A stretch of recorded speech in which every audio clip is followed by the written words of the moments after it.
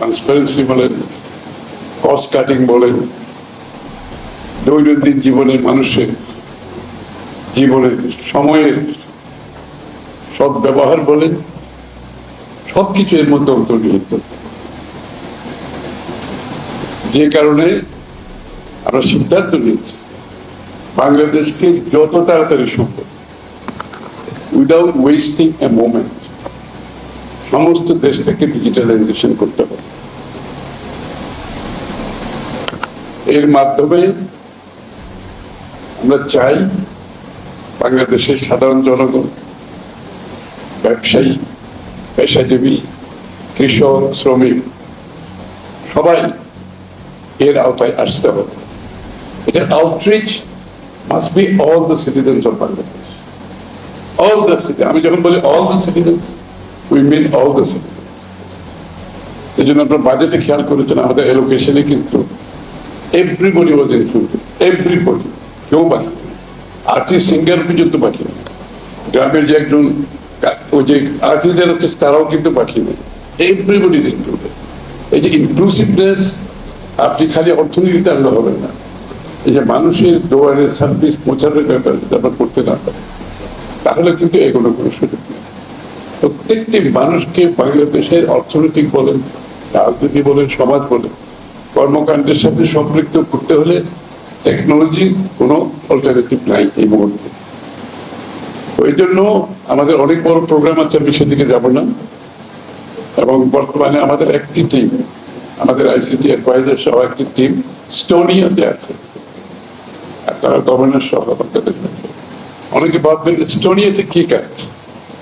Estonia is number one right now in the world. Amazing, অনেকে বিশ্বাস করবেন number one in the world. এবং তাদেরকে সবাই এমুলেট করছে। আমাদের একটা টিম সেখানে গেছেন, আইসিটি অ্যাডভাইজার, গভর্নর এবং অন্যরা গেছেন। এটার গুরুত্ব এত বেশি আমরা মনে করছি এই মুহূর্তে একটি দিনও এখানে নষ্ট করার জন্য আমাদের সময়। সুতরাং আমি আনন্দিত যে আমরা যা দেখেছি সেটা অনেক ভালো কাজ হয়েছে, কিন্তু যথেষ্ট না।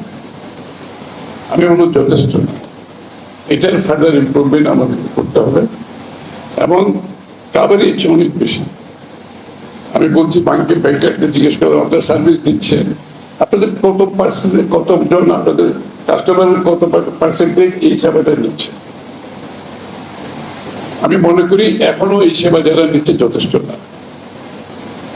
ব্যাংকের বলেন, ইন্স্যুরেন্সে বলেন, সব প্রতিটি ক্ষেত্রে যারা কাজ করছেন তাদের একটা কাজ করতে হবে, আপনি যে সার্ভিসটা দিচ্ছেন এটাকে যদি কাভারেজ বাড়াতে চান, যে লোকগুলো আপনাদের ভিজিট করছে দুইটা অফিসার রাখবেন, তাদেরকে জিজ্ঞেস করবেন আপনি কেন আসছেন।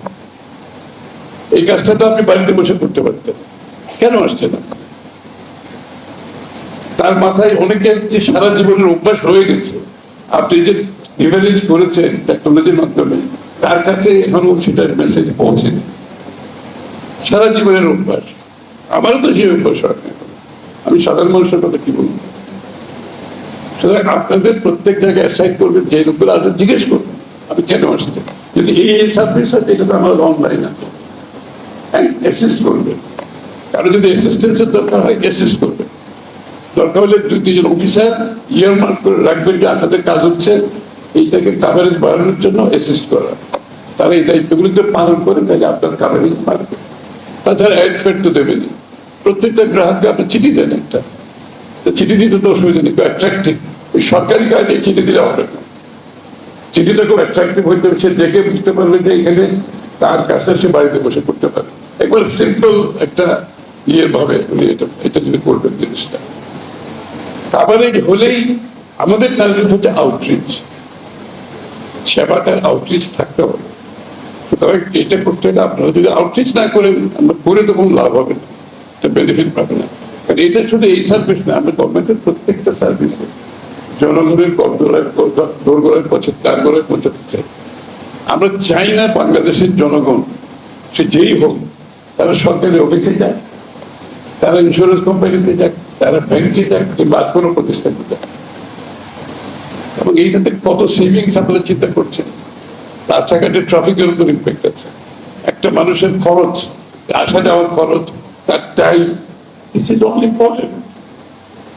প্রোডাক্টিভিটির জন্য আপনার একটা দেশের প্রোডাক্টিভিটি বাড়াতে গেলে একটা মানুষের তাকে যত বেশি কম সম্ভব তার এইসব সার্ভিস বাড়িতে বসে, রাস্তায় বসে, গাড়িতে বসে, রিক্সায় বসে সেই যদি পেতে পারে, একটা দেশের কত মানুষের কত টাইম সেভিং, কত পয়সা সেভিং, তেল সেভিং, ট্রান্সপোর্ট, টাকা পয়সা সেভিং, একটা বিশাল ব্যাপার। সুতরাং ইটস অ্যান অল এনকম্পাসিং একটা একটা উদ্যোগ, এটাকে আমরা বাস্তবায়ন করতে হবে।